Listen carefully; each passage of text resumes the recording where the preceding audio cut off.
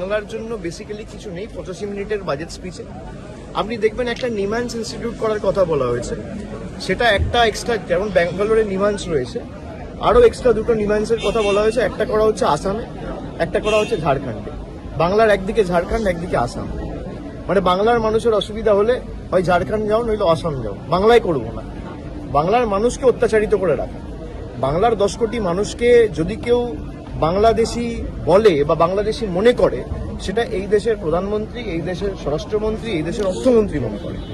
তারা বাংলার জন্য কোনো রকম কোনো বরাদ্দ বা কোনো রকম কোনো প্রতিকার বা আর্থিক প্যাকেজ বা সমাধান কিছুই আনেনি এবারে। বাংলার কৃষক হোক, শ্রমিক হোক, তপশিলি হোক, জনজাতি প্রতিনিধি যারা রয়েছে, মানে কারোর জন্য, মৎস্যজীবী হোক, কারোর জন্য কিচ্ছু নেই এই বাজেটে। যুব সমাজের জন্য আলাদা কোনো পৃথক কর্মসংস্থানের দিশা বা রোডম্যাপ কিছুই করা হয়নি। এবং পুরনো যে কথাগুলো বলেছিল, ডানকুনি সুরাট করিডোর আগের বারও বলা হয়েছে, সেটাই নতুনভাবে বলা হয়েছে।